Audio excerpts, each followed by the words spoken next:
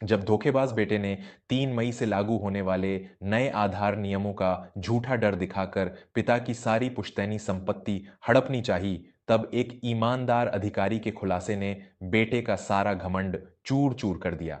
सरयू नदी के शांत और निर्मल तट पर बसे सीतापुर गांव में धर्मपाल जी अपनी पत्नी गायत्री देवी के साथ रहा करते थे। धर्मपाल जी गांव के डाकघर से सेवानिवृत्त हुए थे। उन्होंने अपना पूरा जीवन अत्यंत सादगी, ईमानदारी और कठोर परिश्रम में बिताया था। उनके पास धन दौलत के नाम पर उनकी वह पुश्तैनी जमीन और एक पुराना लेकिन बड़ा सा घर था, जिसे उन्होंने अपने बुढ़ापे का एकमात्र सहारा मानकर सहेज रखा था। धर्मपाल जी का एक इकलौता पुत्र था, समीर। समीर ने शहर से उच्च शिक्षा प्राप्त की थी और अब वह दिल्ली की एक बड़ी कंपनी में काम करता था। उसका विवाह ऋतु नाम की एक अत्यंत चालाक, महत्वाकांक्षी और धन की लालची लड़की से हुआ था। विवाह के बाद समीर और ऋतु ने गांव आना लगभग छोड़ ही दिया था। वे अपने आधुनिक जीवन में इतने व्यस्त थे कि उन्हें अपने बूढ़े माता पिता की कोई सुध नहीं रहती थी। धर्मपाल जी और गायत्री देवी रोज दरवाजे पर आंखें बिछाए अपने बेटे के आने की राह देखते रहते थे। मई का महीना शुरू होने वाला था। अचानक एक दिन बिना किसी पूर्व सूचना के समीर और ऋतु अपनी बड़ी सी गाड़ी लेकर गांव आ पहुंचे। अपने बेटे और बहू को इतने सालों बाद घर की चौखट पर देखकर धर्मपाल जी और गायत्री देवी की बूढ़ी आंखें खुशी से छलक पड़ीं। समीर ने दौड़कर अपने पिता के चरण स्पर्श किए और अत्यंत भावुक होने का नाटक करते हुए बोला, मुझे क्षमा कर दीजिए पिताजी। काम के बोझ तले मैं इतना दब गया था कि मुझे आप दोनों का ध्यान ही नहीं रहा। लेकिन अब मैं आ गया हूं, अब हम सब एक साथ रहेंगे।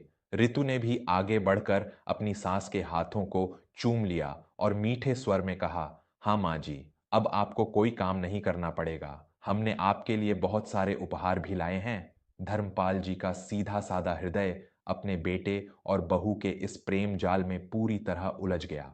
उन्हें लगा कि जैसे उनके जीवन के सारे दुख समाप्त हो गए हैं। अगले 2 दिनों तक घर में उत्सव जैसा माहौल रहा। तीसरे दिन की सुबह धर्मपाल जी दालान में बैठकर अखबार पढ़ रहे थे। तभी समीर अत्यंत घबराया हुआ और हड़बड़ी का नाटक करते हुए बाहर आया। उसके हाथों में कुछ सरकारी कागजात थे और उसके चेहरे पर एक झूठा डर साफ दिखाई दे रहा था। समीर ने हांफते हुए कहा, पिताजी, क्या आपने आज की सबसे बड़ी खबर नहीं सुनी? आप तो दिन भर अखबार लेकर बैठे रहते हैं। 3 मई 2026 से प्रधानमंत्री जी और सरकार ने आधार कार्ड के 5 नए और बहुत कड़े नियम लागू कर दिए हैं। पूरे देश में हड़कंप मचा हुआ है। धर्मपाल जी ने अपना चश्मा ठीक करते हुए आश्चर्य से पूछा, कैसा नियम बेटा? मुझे तो अखबार में ऐसी कोई खास खबर नहीं दिखी। सब ठीक तो है ना? ऋतु ने तुरंत बीच में बोलते हुए कहा, अरे बाबूजी, आप अंदर के पन्ने नहीं पढ़ते ना? 3 मई से सरकार उन सभी बुजुर्गों की संपत्ति और पेंशन जब्त कर रही है जिनका आधार कार्ड उनके इकलौते बेटे के बैंक और संपत्ति खाते से जुड़ा हुआ नहीं है। सरकार का मानना है कि बुजुर्ग लोग नई तकनीक नहीं जानते, इसलिए अगर संपत्ति बेटे के आधार से लिंक नहीं हुई तो उसे बेनामी मानकर सरकारी खजाने में डाल दिया जाएगा। हमारे पड़ोस वाले शर्मा जी की तो जमीन सरकार ने कल ही जब्त कर ली। जब्त कर समीर ने अपनी पत्नी की बात का समर्थन करते हुए और डर का माहौल बनाते हुए कहा, हाँ पिताजी, ऋतु बिल्कुल सच कह रही है। नियम इतने कड़े हो गए हैं कि अगर आपने 3 मई से पहले अपनी जमीन और इस घर को मेरे आधार कार्ड से डिजिटल लिंक नहीं किया तो आपका सब कुछ हमेशा के लिए छिन जाएगा। मैंने शहर के वकील से ये आधार लिंकिंग के कागज बनवा लिए हैं। आप बस बिना समय बर्बाद किए इन पर अपने हस्ताक्षर कर दीजिए और अपना अंगूठा लगा दीजिए। मैं सब संभाल लूंगा। धर्मपाल जी का हृदय यह सुनकर जोर से धड़कने लगा। वह जमीन और घर उनके पूर्वजों की निशानी थी। उन्हें नई तकनीक और नए नियमों का अधिक ज्ञान नहीं था। एक पिता होने के नाते उन्होंने अपने बेटे के उस झूठे डर को सच मान लिया। मेरे आत्मीय श्रोताओं, मैं आपका अपना विवेक वर्मा। हमारे समाज में आज भी ऐसे लाखों बुजुर्ग हैं जिन्होंने अपना पूरा जीवन अपने बच्चों को पालने में खपा दिया, लेकिन तकनीक और नए नियमों के नाम पर आज वही बच्चे उन्हें सबसे ज़्यादा डराते हैं। एक पिता पूरी दुनिया से लड़ सकता है, वह हर धोखे को पहचान सकता है, लेकिन वह अपने ही खून के छल को नहीं पहचान पाता। लालच इंसान को इतना अंधा कर देता है कि वह जन्म देने वाले माता पिता को भी मूर्ख बनाने से नहीं चूकता। क्या आपके आसपास भी कोई बुजुर्ग ऐसे ही अपनों के धोखे का शिकार हो रहा है?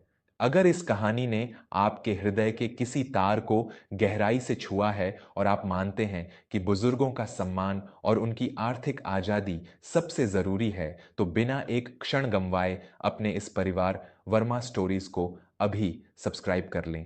आपका एक सब्सक्राइब हमें ऐसी ही गहराई से जुड़ी, संस्कारवान और समाज को आईना दिखाने वाली सच्ची कहानियां आप तक पहुंचाने का साहस देता है। कृपया अभी सब्सक्राइब करें और हमारे इस सफर के साथी बने। चलिए देखते हैं कि धर्मपाल जी के जीवन में यह अंधकार क्या मोड़ लेता है। गायत्री देवी ने भी घबराते हुए अपने पति से कहा, सुनते हो, समीर सही कह रहा है। आजकल रोज नए नियम आते रहते हैं। हमारी पुश्तैनी जमीन कहीं सरकार के पास न चली जाए। तुम जल्दी से इन कागजों पर अंगूठा लगा दो। आखिर है तो अपना ही बेटा, इसके पास हमारी चीजें सुरक्षित रहेंगी। धर्मपाल जी ने कलम उठा ली, लेकिन फिर वे ठिठक गए। उन्होंने अपने जीवन भर के उसूलों को याद किया और बोले, बेटा समीर, मैं हस्ताक्षर तो कर दूंगा, लेकिन सरकारी काम घर बैठे नहीं होते। हमारे गांव में जो नया आधार सेवा केंद्र और बैंक खुला है, वहां का अधिकारी अविनाश मेरा बहुत पुराना विद्यार्थी है। हम ये सारे कागजात अविनाश के सामने ही जमा करेंगे, ताकि कल को कोई कानूनी अड़चन न आए। समीर और रितु का चेहरा यह सुनकर उतर गया। समीर ने बहुत बहाने बनाए कि समय कम है, भीड़ बहुत होगी, लेकिन धर्मपाल जी अपनी बात पर अड़ गए। अंततः समीर को विवश होकर अपने पिता को लेकर उस सरकारी दफ्तर जाना पड़ा। दफ्तर पहुंचते ही अविनाश ने अपने पुराने गुरुजी को देखा तो दौड़कर उनके चरण स्पर्श किए। समीर ने हड़बड़ी दिखाते हुए कहा, अविनाश जी, बस पिताजी के अंगूठे का निशान लेकर मेरा आधार इनकी संपत्ति से लिंक कर दीजिए। 3 मई के नए नियमों का पालन करना है। हमारे पास समय बहुत कम है। अविनाश एक अत्यंत ईमानदार, कुशाग्र और जागरूक अधिकारी था। उसने समीर के हाथों से वे कागज लिए। जैसे ही उसने उन कागजों को पढ़ना शुरू किया, उसके माथे पर बल पड़ गए। उसका चेहरा क्रोध और हताशा से भर गया। अविनाश ने अपनी कुर्सी से उठकर अत्यंत गंभीर स्वर में पूछा, धर्मपाल गुरुजी, क्या आपने ये कागज पढ़े हैं? क्या आपको पता है कि इन पर क्या लिखा है? धर्मपाल जी ने मासूमियत से उत्तर दिया, नहीं बेटा, समीर ने बताया है कि 3 मई से सरकार संपत्ति जब्त कर रही है, इसलिए यह आधार लिंक करने का फॉर्म है। यह सुनते ही अविनाश ने वे कागज मेज पर पटक दिए और वो कड़वा सच उजागर किया जिसने धर्मपाल जी की दुनिया हिला दी। गुरुजी, मुझे यह बताते हुए बहुत पीड़ा हो रही है कि आपका यह बेटा आपसे सफेद झूठ बोल रहा है। ये कागज किसी आधार लिंकिंग के नहीं हैं। ये आपकी पुश्तैनी जमीन और इस घर को समीर के नाम करने का गिफ्ट डीड, संपत्ति हस्तांतरण का दस्तावेज है। अगर आप आज इस पर अंगूठा लगा देते तो आप कल ही अपने घर से बेदखल होकर सड़क पर आ जाते। धर्मपाल जी स्तब्ध रह गए। उनके मुंह से कोई शब्द नहीं निकल रहा था। प्यारे दोस्तों, जब एक पिता के सामने उसके ही बेटे की गद्दारी और उसके छल का पर्दाफाश होता है, तो वह दर्द दुनिया के किसी भी प्रहार से अधिक भयंकर होता है। जिस बेटे को उंगली पकड़कर चलना सिखाया, वही बेटा आज कागज के चंद टुकड़ों के लिए अपने पिता की गर्दन पर छुरी चला रहा था।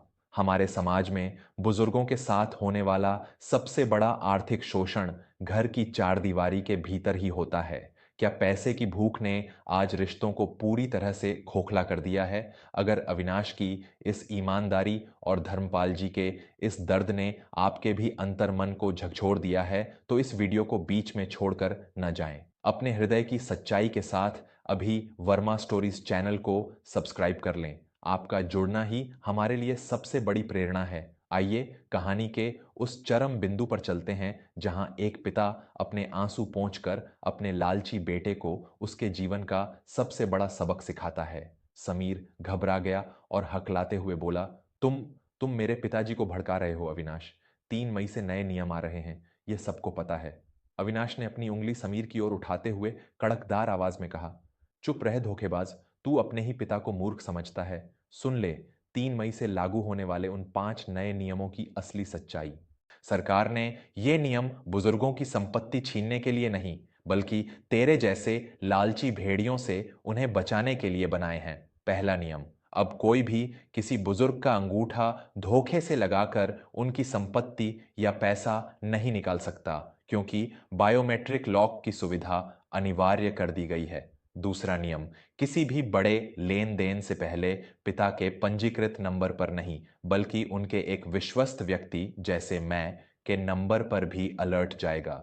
तीसरा नियम, फेशियल ऑथेंटिकेशन, चेहरे की पहचान के बिना कोई प्रॉपर्टी लिंक नहीं होगी। तू इन नियमों का डर दिखाकर चालाकी से इनकी सारी कमाई हड़पना चाहता था। अविनाश के ये शब्द सुनकर धर्मपाल जी की आंखों से आंसुओं की एक मोटी धार बह निकली, लेकिन यह आंसू केवल दुख के नहीं थे, बल्कि उस विश्वास के टूटने के थे जो उन्होंने अपने बेटे पर किया था। कुछ ही पलों में धर्मपाल जी के चेहरे पर छाई वह उदासी एक कठोर और अटल पौरुष में बदल गई।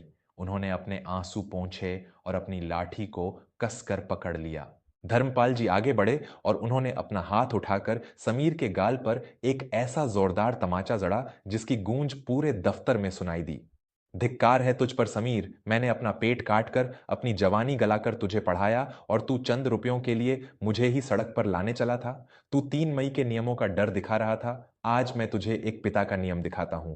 धर्मपाल जी ने अविनाश की ओर मुड़कर कहा, बेटा अविनाश, आज तूने सिर्फ मेरी जमीन नहीं, मेरा आत्मसम्मान भी बचा लिया। तू अभी के अभी मेरे आधार कार्ड का बायोमेट्रिक लॉक लगा दे, ताकि मेरे मरने के बाद भी यह लालची सांप मेरी संपत्ति का एक हिस्सा भी न छू सके, और मेरी वसीयत में लिख दे कि मेरे मरने के बाद मेरी सारी जमीन गांव के अनाथालय को दान में दे दी जाएगी। समीर और ऋतु के पैरों तले जमीन खिसक गई, उनके चेहरों का रंग उड़ गया। वे धर्मपाल जी के पैरों में गिर पड़े और रोने का नाटक करने लगे। हमें क्षमा कर दीजिए पिताजी, हम लालच में अंधे हो गए थे, हमें घर से मत निकालिए। लेकिन धर्मपाल जी ने उन्हें पीछे धकेल दिया। निकल जाओ मेरी नजरों के सामने से। जिस घर को तुम छीनना चाहते थे, अब उस घर के दरवाजे तुम्हारे लिए हमेशा के लिए बंद हो चुके हैं। मेरे लिए आज से मेरा बेटा मर चुका है। समीर और ऋतु को बेइज्जत होकर गांव से वापस दिल्ली लौटना पड़ा। उनका सारा अहंकार, सारी चालाकी और करोड़ों के सपने एक ही पल में राख हो गए थे। उस दिन के बाद से धर्मपाल जी और गायत्री देवी ने अपने जीवन के निर्णय स्वयं लेना शुरू कर दिया।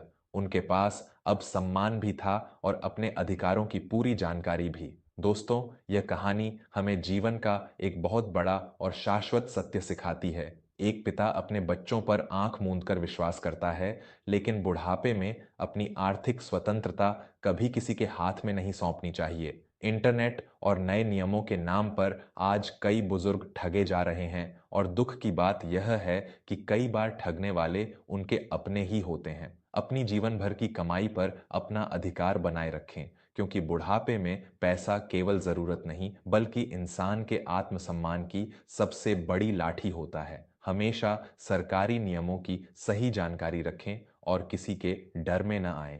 अगर धर्मपाल जी के इस साहस, अविनाश की इस ईमानदारी और सत्य की इस जीत ने आपके हृदय को गहराई तक छुआ है, और आप चाहते हैं कि हमारे समाज के हर बुजुर्ग को सम्मान और सुरक्षा मिले, तो बिना कोई झिझक के अभी वर्मा स्टोरीज चैनल को सब्सक्राइब कर लें। आपका एक सब्सक्राइब और आपका साथ ही मेरी सबसे बड़ी ताकत है, जो मुझे ऐसी ही अनमोल धर्म से जुड़ी और जीवन की कड़वी सच्चाइयों को उजागर करने वाली कहानियां आप तक पहुंचाने का माध्यम बनता है। अपने माता पिता का सम्मान करें, उनके साथ छल न करें, और जीवन की सच्चाई से जुड़ी ऐसी ही कहानियों के लिए हमेशा सुनते रहें अपना पसंदीदा channel Verma stories. Comment box में पूरे भाव से सत्यमेव जयते या माता पिता की जय अवश्य लिखें। ईश्वर आपके परिवार पर सदा अपनी कृपा बनाए रखें। आप सभी का हृदय से बहुत बहुत धन्यवाद।